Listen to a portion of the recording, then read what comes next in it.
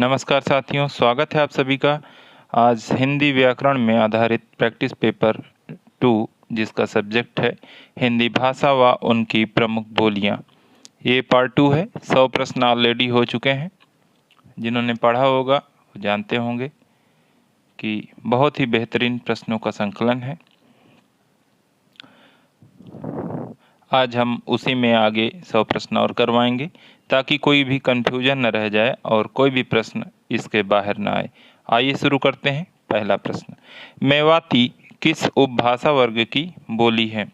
मेवाती किस उपभाषा वर्ग की बोली है? तो माँ में बाँ से आपको बताया गया था, पश्चिमी राजस्थान की बोलियाँ हैं। राजस्थानी हिंदी के अंतर्गत आती है। राजस्थानी हिंदी में मामा मेज आपको बताया गया था सबसे पहला, मारवाड़ी, मालवी, मेवाती, जयपुरी। जयपुरी का दूसरा नाम ढूंढाड़ी है। और कई बार परीक्षा में पूर्वी और पश्चिमी राजस्थानी पर भी पूछ लिया जाता है। तो पूर्वी का याद रखिए, जहाँ में अहिर, जयपुरी, हाड़ौती, मेवाती, मेवाड़ी, अहिरवाटी। और पश्चिमी में मामे बांसे, मारवाड़ी, मेवाड़ी, बांगड़ी, शेखावटी। दूसरा प्रश्न है, पुरानी हिंदी, उर्दू और अंग्रेजी, पुरानी हिंदी, उर्दू और अंग्रेजी के मिश्रण से उत्पन्न नई जबान कौन सी है? पुरानी हिंदी, उर्दू और अंग्रेजी के मिश्रण से उत्पन्न नई जबान कौन सी है?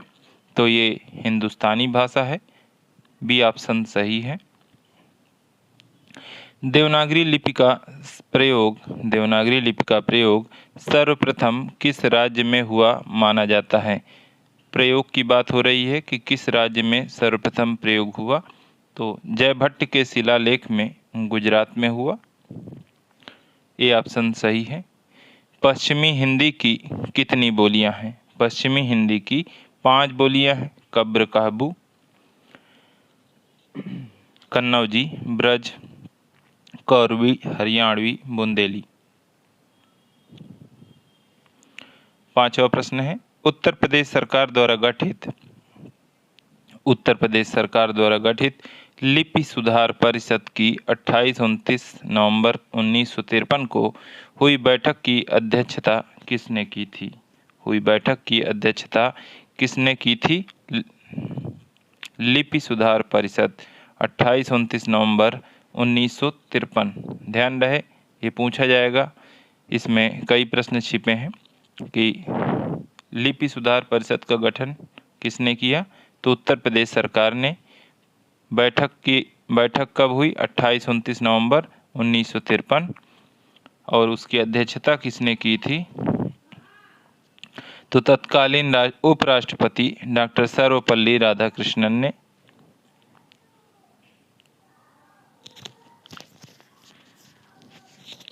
तत्कालीन उपराष्ट्रपति डॉक्टर सर्वपल्ली राधाकृष्णन ने। 6ठा प्रश्न है, किसी सीमित क्षेत्र में बोली जाने वाली स्थानीय भाषा को क्या कहते हैं? किसी सीमित क्षेत्र में बोली जाने वाली स्थानीय भाषा को क्या कहते हैं? बोली कहते हैं।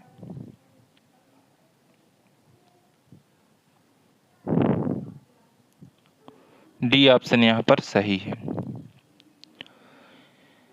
7वां प्रश्न है, आगरा मथुरा को किस बोली का केंद्र माना जा सकता है? आगरा मथुरा को, मथुरा आ जाए तो कोई कंफ्यूजन ही नहीं रहेगा। ब्रज बोली का केंद्र है। भाषा को बोलते समय होने वाले उतार चढ़ाव को क्या कहते हैं? भाषा को बोलते समय होने वाले उतार चढ़ाव को क्या कहते हैं? अनुतान कहते हैं। 9वां प्रश्न है, खड़ी बोली को अन्य किस नाम से जाना जाता है? बहुत ही आसान प्रश्न है। हो सकता है कि अगर आपने पढ़ा होगा तो आपको बहुत ही स्तरीय प्रश्न लग रहे होंगे, लेकिन अगर आपकी परीक्षा में गलत हो जाते हैं तो आप बहुत ही पीछे चले जाएंगे, क्योंकि ये सभी के सही होते हैं। और जिसके गलत हो जाते हैं वो सिलेक्शन से बाहर हो जाता है। तो हल्के में कुछ नहीं लेना है।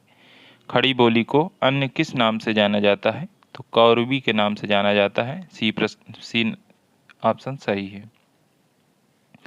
रोमन लिपि का प्रयोग किस भाषा के लिए नहीं होता है? रोमन लिपि का प्रयोग किस भाषा के लिए नहीं होता है? रोमन लिपि में लिखने को हिंदी भाषा को लिखने के लिए रोमन लिपि में सुझाव दिया था सुनीत कुमार चटर्जी ने, ये भी पूछा जाता है। और रोमन लिपि का प्रयोग किस भाषा के लिए नहीं होता है? French, German, Spanish, Kullui. तो ये कुल्लुई भाषा के लिए रोमन लिपि का प्रयोग नहीं होता, बाकी सभी के लिए होता है। 11वां प्रश्न है, खड़ी बोली को कौरवी नाम किस विद्वान ने दिया? खड़ी बोली को कौरवी नाम किस विद्वान ने दिया है? राहुल शंकराचार्य जी ने दिया है। ए ऑप्शन सही है। 12वां प्रश्न है, जनगणना 2001 के हिसाब से भारत में निम्नलिखित में से सबसे अधिक कौन सी भाषा बोली जाती है? जनगणना 2001 के हिसाब से भारत में निम्नलिखित में से सबसे अधिक कौन सी भाषा बोली जाती है? मराठी, बंगाली, गुजराती, तमिल। बंगाली बोली जाती है सबसे अधिक। स्टैंडर्ड या परिनिष्ठित संज्ञा। 13वां प्रश्न है, स्टैंडर्ड या परिनिष्ठित संज्ञा किस बोली को प्राप्त हुई? कौरवी को प्राप्त हुई, खड़ी बोली को। 14वां प्रश्न है, कन्नौजी बोली मुख्य रूप से निम्न में से कौन से जिले में बोली जाती है? कन्नौजी बोली निम्नलिखित मुख्य रूप से किस जिले में बोली जाती है? फर्रुखाबाद में बोली जाती है। सी ऑप्शन सही है। पुष्टि मार्ग का जहाज किस कवि को कहा जाता है? पुष्टि मार्ग को जहाज किस कवि को कहा जाता है? सूरदास को कहा जाता है। 16वां प्रश्न है, बांगरू भाषा ज़्यादातर कौन से राज्य में बोली जाती है? तो हरियाणवी का दूसरा नाम ही बांगरू है, तो यहीं बोली जाएगी हरियाणा में। 17वां प्रश्न है, अवधी बोली किस अपभ्रंश से विकसित हुई है? अवधी बोली किस अपभ्रंश से विकसित हुई है? अर्धमागधी अपभ्रंश से विकसित हुई है। सी ऑप्शन सही है। 18वां प्रश्न है, हिंदी के स्थान पर अंग्रेजी को सन 1855 में भारत की शिक्षा और प्रशासन की भाषा के रूप में किसने स्थापित किया? हिंदी के स्थान पर किसको? अंग्रेजी को 1855 में भारत की शिक्षा और प्रशासन की भाषा के रूप में किसने स्थापित किया? लॉर्ड मैकाले ने। बी ऑप्शन सही है। भोजपुरी किस अपभ्रंश से विकसित हुई है? भोजपुरी को पूछा गया है, तो मागधी अपभ्रंश से विकसित हुई है। डी ऑप्शन सही है। भाषा के क्षेत्रीय रूप को क्या कहा जाता है? बोली कहते हैं। भाषा के क्षेत्रीय रूप को बोली कहा जाता है। 21वां प्रश्न है, बुंदेली किस अपभ्रंश से विकसित हुई है? बुंदेली किस अपभ्रंश से विकसित हुई है? सौरसेनी।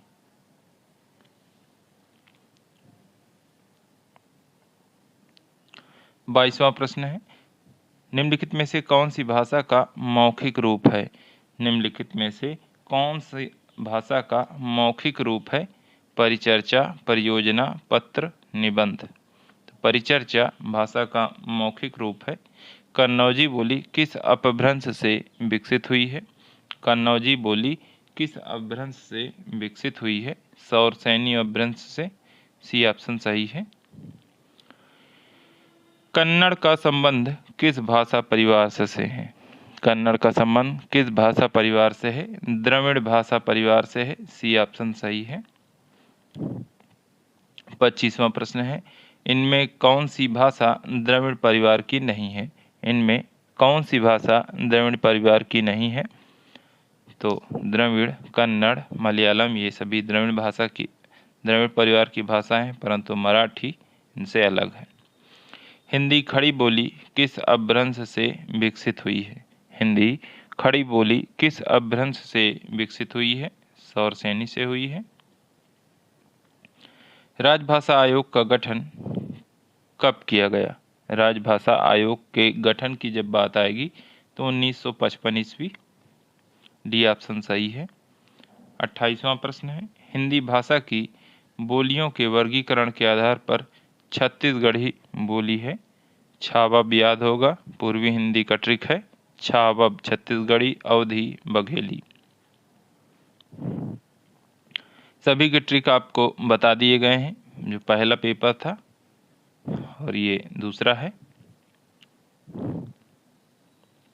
फिर भी अगर कोई कंफ्यूजन हो तो आप मैसेज कर सकते हैं टेलीग्राम में, या यहाँ कमेंट भी कर सकते हैं। सरकारी कामकाज की भाषा, सरकारी कामकाज की भाषा जो संविधान द्वारा स्वीकृत होती है क्या कही जाती है? राजभाषा कहते हैं। ए ऑप्शन सही है। हिंदी हमारी राजभाषा है। भारत में राष्ट्रभाषा अभी कोई नहीं है, सिर्फ राजभाषा है। 30वां प्रश्न है, भाषा के संबंध में निम्नलिखित में से कौन सा तथ्य सही नहीं है?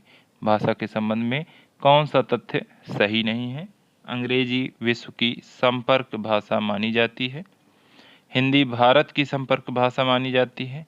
हिंदी और अंग्रेजी दोनों भारत की संपर्क भाषा मानी जाती हैं, दोनों संपर्क भाषा नहीं हो सकती हैं। देश के बहुसंख्यक लोगों की भाषा राष्ट्रभाषा कहलाती है। तो सी ऑप्शन यहाँ पर संगत नहीं है, बाकी सभी सही है। इनमें से देवनागरी लिपि का प्रयोग किस भाषा के लिए नहीं होता है? इनमें से देवनागरी लिपि का प्रयोग किस भाषा के लिए नहीं होता है? तो संस्कृत, हिंदी, मराठी के लिए होता है, तमिल के लिए नहीं होता है। ऐसे करके कोई भाषा लिखी जाती है तमिल में, तो देवनागरी लिपि में वो नहीं होती है। 32वां प्रश्न है, हिंदी भाषा की कितनी विख्यात बोलियां हैं? हिंदी भाषा की कितनी विख्यात बोलियां हैं? तो पूर्वी और पश्चिमी मिलाकर 5 और 3, 3 और 5, पूर्वी की 3, अब पश्चिमी की 5, मिलाकर 8 विख्यात बोलियां हैं। 33वां प्रश्न है, इनमें से कौन सी भाषा सबसे अधिक पुरानी है? इनमें से कौन सी भाषा सबसे अधिक पुरानी है? तो सबसे पहले वेद लिखे गए और वैदिक संस्कृत, उसके बाद लौकिक, फिर पाली, फिर प्राकृत, फिर अपभ्रंश, फिर अवहट, फिर हिंदी। तो सी ऑप्शन यहाँ पर सही है। ध्यान रहे, ये वैदिक संस्कृत, लौकिक संस्कृत हट भी सकते हैं, यहाँ पर और भी नाम आ सकते हैं, तो इस सीरियल को आप याद रखें। वैदिक संस्कृत, लौकिक संस्कृत, पाली, प्राकृत, अपभ्रंश, अवहट, हिंदी। 34वां प्रश्न है, हिंदी आकृति की दृष्टि से निम्नलिखित में से किस प्रकार की भाषा है? हिंदी आकृति की दृष्टि से, ध्यान रहे, आकृति की दृष्टि से किस दृष्टि से पूछा गया है उसका आप लोग ध्यान रखें। प्रश्लिष्ट, योगात्मक। डी ऑप्शन यहाँ पर सही है। हिंदी किस प्रांत की राजभाषा नहीं है? हिंदी किस प्रांत की राजभाषा नहीं है? पंजाब की राजभाषा नहीं है। ब्रजभाषा का विकास किस अपभ्रंश से हुआ है? ब्रजभाषा का विकास सौरसेनी अपभ्रंश से हुआ है। सी ऑप्शन सही है। इनमें कौन सी भाषा बोलने वालों की संख्या सर्वाधिक है? इनमें कौन सी भाषा बोलने वाले की संख्या सर्वाधिक है? हिंदी, तेलुगु, तमिल, पंजाबी। तो हिंदी बोलने वालों की संख्या सर्वाधिक है, इसीलिए हिंदी को संपर्क भाषा भी माना जाता है। किस क्षेत्र की बोली को काशिका कहा जाता है? किस क्षेत्र की बोली को काशिका कहा गया है? सूरत, दिल्ली, भीलवाड़ा, वाराणसी। वाराणसी का दूसरा नाम क्या है? काशी है। इस यहाँ की भाषा को, यहाँ की बोली को काशिका कहा गया है। बौद्ध धर्म का संबंध किस भाषा से है? बौद्ध धर्म का संबंध किस भाषा से है? तो गौतम बुद्ध ने अपने उपदेश पाली भाषा में दिए थे और प्राकृत जैनों की भाषा है और अपभ्रंश में जैन ग्रंथों की भाषा अपभ्रंश है। जैनों की भाषा पूछी जाए तो प्राकृत और जब उनके ग्रंथों की बात हो तो अपभ्रंश। यहाँ पर सी ऑप्शन सही है। 40वां प्रश्न है उच्चरित ध्वनि संकेतों की सहायता से भाव या विचार की पूर्ण अथवा जिसकी सहायता से मनुष्य परस्पर विचार विनिमय या सहयोग करते हैं उस यादृच्छिक रूढ़ संकेत की प्रणाली को भाषा कहते हैं। भाषा की यह परिभाषा किसने दी है? यादृच्छिक रूढ़ संकेत। यादृच्छिक रूढ़ संकेत आ जाए तो आप तुरंत देवेंद्रनाथ शर्मा पर जाएं। कई सारी परिभाषाएं हैं, ऐसे ही आप कीवर्ड बना सकते हैं, तो आप अपने हिसाब से रख लीजिएगा। यादृच्छिक रूढ़ संकेत की प्रणाली को भाषा कहते हैं। भाषा की यह परिभाषा आचार्य देवेंद्रनाथ शर्मा ने दी है। 41वां प्रश्न है हिंदी का सर्वाधिक विरोध किस प्रांत के लोग करते हैं? हिंदी का सर्वाधिक विरोध किस प्रांत के लोग करते हैं? तो पंजाब, बंगाल, महाराष्ट्र, तमिलनाडु। तमिलनाडु के लोग हिंदी की खूब भलाई बुराई करते हैं। डी ऑप्शन सही है। ये अभी नहीं समझ में आएगा, एक बार आप यात्रा करेंगे तो आपको एहसास होगा। निम्नलिखित में से कौन सी बोली पूर्वी हिंदी के अंतर्गत नहीं आती है? निम्नलिखित में से कौन सी बोली पूर्वी हिंदी के अंतर्गत नहीं आती है? छत्तीसगढ़ी, अवधी, बघेली, छावब। मगही नहीं आती। मग में भोज बिहारी हिंदी के अंतर्गत आती है। मग में भोज। अधिकतर भारतीय भाषाओं का विकास किस लिपि से हुआ है? अधिकतर भारतीय भाषाओं का विकास किस लिपि से हुआ है? तो ज़्यादातर जितनी लिपियां हैं बताया गया था ब्राह्मी, गुप्त, कुटिल,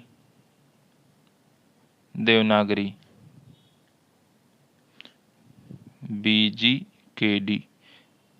तो अधिकतर किससे हुआ है? ब्राह्मी से हुआ है। 43वें में सी सही है। 44वां प्रश्न है निम्नलिखित में से कौन सी बोली राजस्थानी हिंदी के अंतर्गत आती है? निम्नलिखित में से कौन सी बोली राजस्थानी हिंदी के अंतर्गत आती है? तो मेवाती आती है। बी ऑप्शन यहाँ पर सही है। ये पश्चिमी हिंदी, ये पूर्वी हिंदी, ये बिहारी हिंदी। 45वां प्रश्न है संविधान में हिंदी को कौन सा दर्जा मिला है? संविधान में हिंदी को राजभाषा का दर्जा मिला है। दोनों नहीं मिले हैं, न राष्ट्रभाषा का मिला है, सिर्फ राजभाषा का दर्जा है। कई बार हम लोग भावुक होकर राष्ट्रभाषा या दोनों लगा देते हैं, तो उसका ध्यान रखें। हिंदी सिर्फ राजभाषा है, राष्ट्रभाषा नहीं। सितंबर मास में 10वां विश्व हिंदी सम्मेलन भारत के किस शहर में आयोजित किया गया था? सितंबर मास में 10वां विश्व हिंदी सम्मेलन भारत के किस शहर में आयोजित किया गया था? भोपाल में किया गया था। बी ऑप्शन सही है। देवनागरी लिपि किस प्रकार की है? देवनागरी लिपि किस प्रकार की है? अक्षरात्मक है। ए ऑप्शन सही है। 48वां प्रश्न है हिंदी के अतिरिक्त कौन सी भाषा देवनागरी लिपि में लिखी जाती है? हिंदी के अतिरिक्त कौन सी भाषा देवनागरी लिपि में लिखी जाती है? तो नेपाली लिखी जाती है। ए ऑप्शन सही है। प्राकृत के सबसे प्राचीन वैयाकरण हैं। प्राकृत के सबसे प्राचीन वैयाकरण है वररुचि। डी ऑप्शन सही है। 50वां प्रश्न है निम्नलिखित विश्व हिंदी सम्मेलन और उनके विषय बोधवाक्य या थीम कहते हैं के संबंध में कौन सा सही नहीं है? कौन सा सही नहीं है? 12वां सम्मेलन हिंदी पारंपरिक ज्ञान से कृत्रिम मेधा तक। हिंदी पारंपरिक ज्ञान से कृत्रिम मेधा तक 12वां है, ये सही है। 11वां विश्व हिंदी और भारतीय संस्कृति, वैश्विक हिंदी और भारतीय संस्कृति, ये भी सही है। प्रथम का वसुधैव कुटुंबकम, ज़्यादातर यही पूछा जाता है। 8वां हिंदी जगत विस्तार एवं संभावनाएं, ये 8वें का नहीं है, यही असंगत है, बाकी सभी सही है। 51वां प्रश्न है, निम्नलिखित में से कौन सी लिपि अक्षरात्मक है? निम्नलिखित में से कौन सी लिपि अक्षरात्मक है? देवनागरी लिपि, डी ऑप्शन सही है। भाषा के शुद्ध रूप का ज्ञान किससे होता है? भाषा के शुद्ध रूप का ज्ञान व्याकरण से होता है।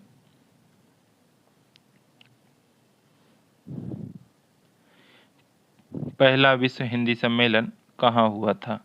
पहला विश्व हिंदी सम्मेलन कहाँ हुआ था? नागपुर में हुआ था, सी ऑप्शन सही है, जिसका पहला विश्व हिंदी सम्मेलन नागपुर में हुआ था।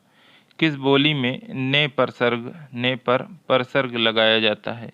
ने पर परसर्ग लगाया जाता है खड़ी बोली में। साहित्य अकादमी की स्थापना किस वर्ष हुई? साहित्य अकादमी की स्थापना किस वर्ष हुई? 1954 ईस्वी में हुई। 56वां प्रश्न है, भारतवर्ष के लिए हिंदी भाषा का नाम सबसे पहले किसने सुझाया? भारतवर्ष के लिए हिंदी भाषा का नाम सबसे पहले किसने सुझाया? रविंद्रनाथ ठाकुर, महात्मा गांधी, राजा राम मोहन राय, मदन मोहन मालवीय। भारतवर्ष के लिए हिंदी भाषा का नाम सबसे पहले सुझाव देने वाले राजा राम मोहन राय हैं। छठा विश्व हिंदी सम्मेलन कहाँ हुआ था? छठवां विश्व हिंदी सम्मेलन लंदन में हुआ था, बी ऑप्शन सही है। मानक हिंदी का आधार क्या है? मानक हिंदी का आधार क्या है? खड़ी बोली है, सी ऑप्शन सही है। किस लिपि को गधे की होंठ वाली लिपि कहा जाता है? किस लिपि को गधे की होंठ वाली लिपि कहा जाता है? खरोष्ठी को कहा जाता है, सी ऑप्शन सही है। भाषा उच्चारण अवयवों से उच्चरित यादृच्छिक ध्वनि प्रतीकों, देखिए वहाँ यादृच्छिक ध्वनि संकेत, यह प्रतीक में देखिए ती आता है। अब देखिए ती से तिवारी लगा लीजिए, ये भोलानाथ तिवारी की परिभाषा है। ऐसे ही ऐसा नहीं है कि केवल ती देखा और तिवारी लगा दिया, भाषा को भी, इसको परिभाषा को भी पढ़ना है, याद रखना है, ताकि अगर थोड़ा थोड़ा घालमेल करके अगर आपसे पूछा जाए तो कन्फ्यूजन ना हो। भाषा उच्चारण अवयवों से उच्चरित यादृच्छिक ध्वनि प्रतीकों की वह व्यवस्था है जिसके द्वारा किसी भाषा समाज के लोग आपस में विचार विनिमय करते हैं। भाषा की यह परिभाषा भोलानाथ तिवारी ने दी है। बैसवाड़ी और पूर्णी किस बोली का दूसरा नाम है? बैसवाड़ी और पूर्णी किस बोली का दूसरा नाम है? अवधी का दूसरा नाम है। भारत में आर्य भाषा का आरंभ कब हुआ? भारत में आर्य भाषा का आरंभ कब हुआ? 1500 ईसा पूर्व के आसपास, सी ऑप्शन सही है। विद्यापति पदावली की भाषा है, अब तक तो आपको ध्यान आ गया होगा, मैथिली है।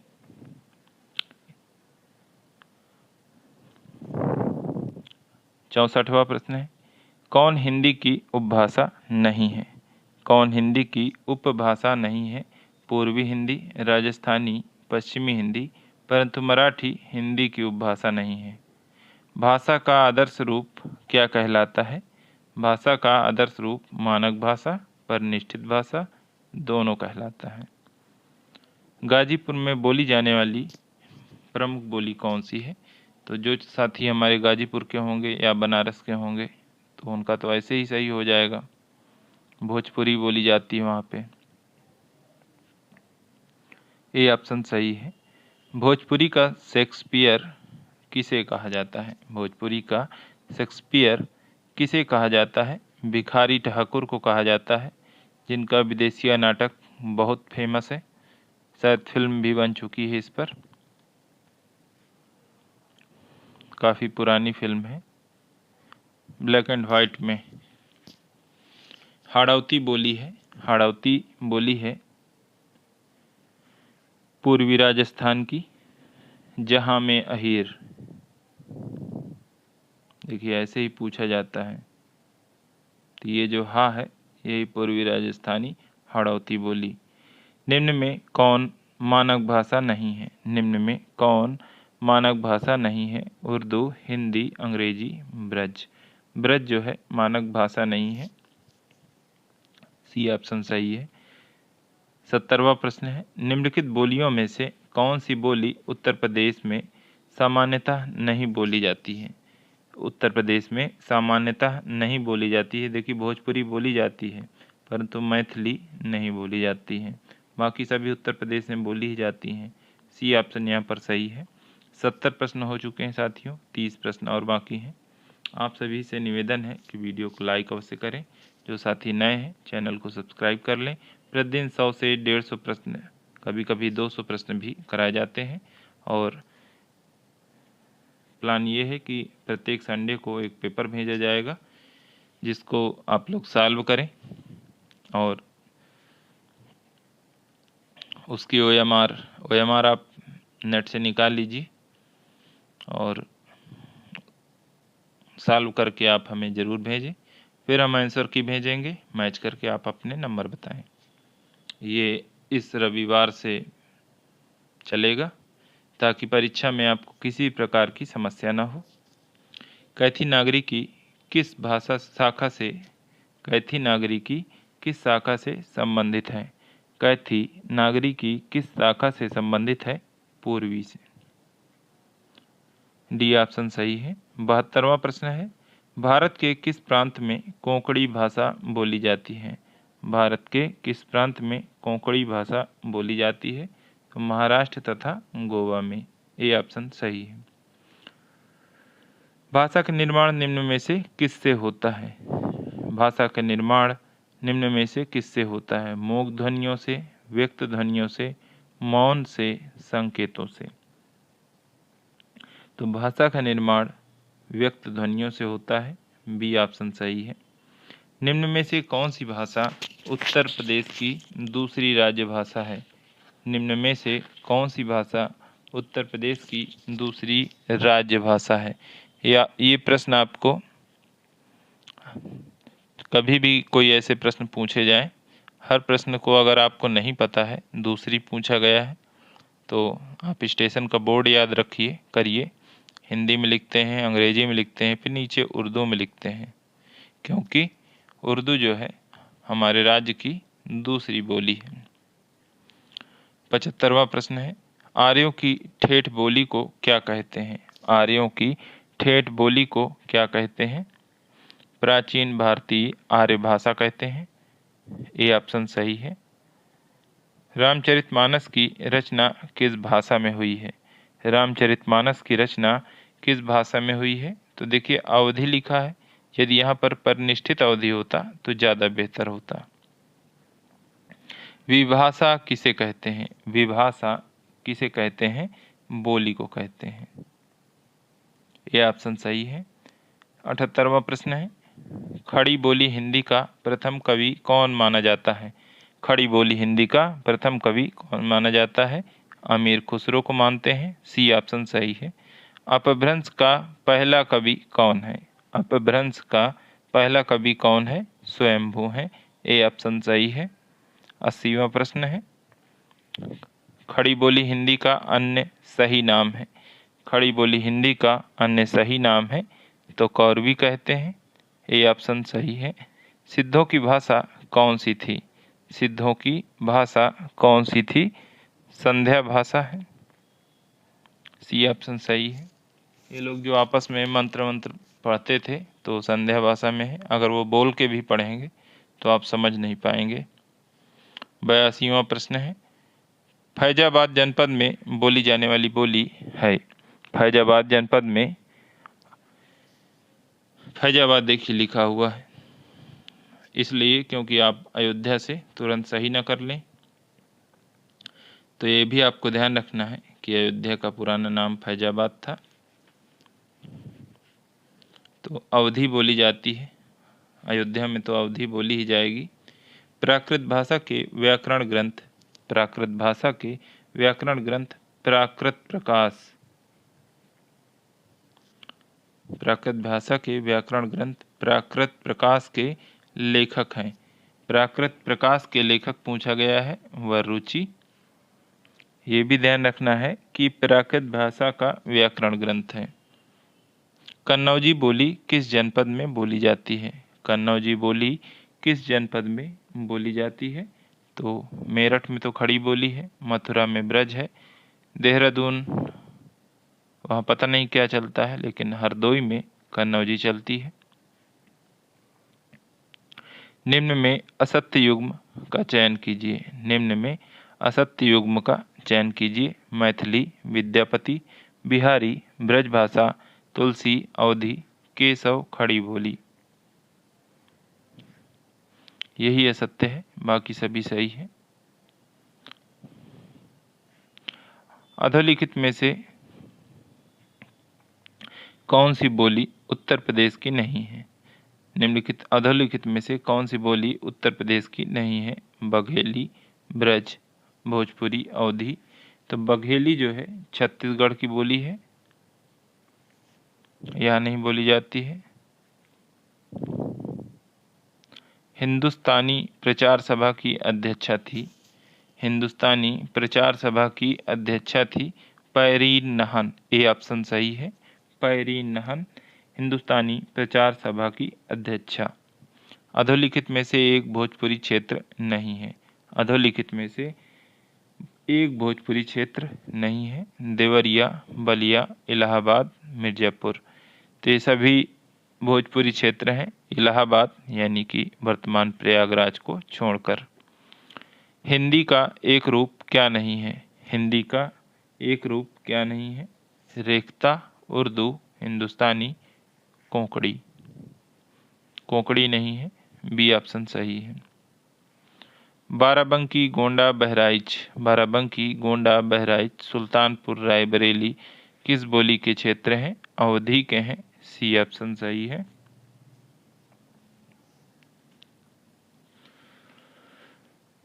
राजभाषा अधिनियम 1976 के अनुसार, राजभाषा अधिनियम 1976 के अनुसार हिंदी प्रयोग की दृष्टि से देश के राज्यों को कितनी श्रेणी में बांटा जा सकता है? 3 श्रेणियों में बांटा जा सकता है, डी ऑप्शन सही है। हिंदी को राष्ट्रभाषा घोषित करने वाले अहिंदी भाषी प्रस्तावक का नाम क्या था? हिंदी को राष्ट्रभाषा घोषित करने वाले अहिंदी भाषी प्रस्तावक का नाम क्या था? गोपाल स्वामी अयंगर। इन्हीं के नाम पर मुंशी अयंगर फार्मूला बना। अनुच्छेद 343 से 351 तक को कहा जाता है, इन्हीं की देन है। एक और थे इनके साथी। 93 है 1937 में वर्धा में अखिल भारतीय शैक्षिक सम्मेलन। 1937 में वर्धा में अखिल भारतीय शैक्षिक सम्मेलन का आयोजन किसकी अध्यक्षता में किया गया था?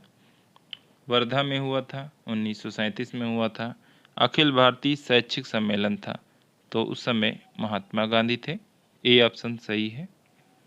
अक्षरों पर सिरोरेखा लगाने का अनुमोदन किस समिति के द्वारा किया गया? अक्षरों में सिरोरेखा लगाने का अनुमोदन किस समिति द्वारा किया गया? देवनागरी सुधार समिति के द्वारा, सी ऑप्शन सही है। 95 है वैज्ञानिक तथा तकनीकी शब्दावली आयोग द्वारा, वैज्ञानिक तथा तकनीकी शब्दावली आयोग द्वारा मानक हिंदी वर्तनी मानकीकरण के अनुसार हाइफन का प्रयोग नहीं किया जाना चाहिए। हाइफन का प्रयोग नहीं किया जाना चाहिए। कठिन संधियों से बचने के लिए सामान्यतः तत्पुरुष समासों में सा, जैसा आदि से पूर्व द्वंद्व समास के पदों के मध्य, तो हाइफन सामान्यतः तत्पुरुष समासों में नहीं किया जाना चाहिए।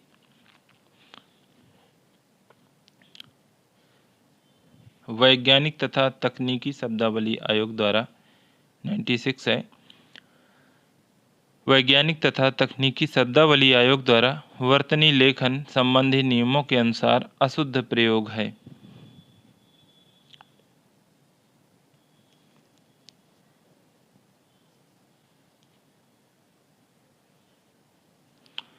खड़ी पाई वाले व्यंजनों का संयुक्त रूप खड़ी पाई को काटकर बनाया जाना चाहिए। पूर्वकालिक प्रत्यय कर क्रिया से मिलाकर लिखा जाए। दा व हा के संयुक्ताक्षर हल लिपि संकेत लगाकर बनाए जाएं। तक अव्यय सदैव पूर्ववर्ती शब्द के साथ लिखा जाए। तो यहाँ पर डी ऑप्शन सही है। तक अव्यय सदैव पूर्ववर्ती शब्द के साथ लिखा जाए। 97 है, भारत के संविधान में हिंदी को राजभाषा की मान्यता कब प्रदान की गई? भारत के संविधान में हिंदी को राजभाषा की मान्यता कब प्रदान की गई? 14 सितंबर 1949 को। इसीलिए इस दिन हिंदी दिवस मनाया जाता है। 98 है, संविधान सभा में हिंदी, हिंदुस्तानी और देवनागरी तथा अंतर्राष्ट्रीय अंकों को लेकर प्रस्तुत किए गए मुंशी आयंगर फार्मूला के प्रस्तोता थे। अभी बताया मैंने कि गोपाल स्वामी आयंगर के साथ उनके साथी थे एक, जिनका नाम है कन्हैयालाल मणिकलाल मुंशी। तो मुंशी आयंगर फार्मूला के प्रस्तोता यही दोनों थे। इनका मुंशी और इनका आयंगर दोनों साथ लेकर मुंशी आयंगर फार्मूला बना। पहाड़ी हिंदी का विकास किस अपभ्रंश से माना गया है? पहाड़ी हिंदी का विकास किस अपभ्रंश से माना गया है? तो खस अपभ्रंश से पहाड़ी हिंदी का विकास माना गया है। डी ऑप्शन सही है। 100वां प्रश्न है, अंतिम प्रश्न है, हिंदी के विकास के संबंध में निम्नांकित कथनों में एक असत्य है। हिंदी के विकास के संबंध में निम्नांकित कथनों में एक असत्य है। हिंदी का विकास संयोगात्मक भाषा के रूप में हुआ है। हिंदी का विकास संयोगात्मक भाषा के रूप में हुआ है। हिंदी का विकास लगभग 1000 ईस्वी से माना जाता है। हिंदी अपभ्रंश के बाद की भाषा है, बिल्कुल है। हिंदी एक वियोगात्मक भाषा है। तो पहला ही ऑप्शन असत्य है, बाकी सभी सही है। 100 प्रश्न इसके भी पूरे हुए। हिंदी व्याकरण की जो नई श्रृंखला है, आज 200 प्रश्न पूरे हो गए हैं। अगला जो टेस्ट होगा हिंदी वर्णमाला पर होगा। अगर आप लोग चाहें तो उसे हम आपको भेज सकते हैं। चाहे तो चालू करें और फिर उसके बाद अगले दिन उसे करवा दिया जाएगा, ताकि आप लोग मैच करके अपना स्कोर हमें भेजें। जैसी आपकी वो हो इच्छा, हमें टेलीग्राम पर मैसेज कर दीजिएगा। आज के लिए साथियों इतना ही। बहुत बहुत धन्यवाद। नमस्कार।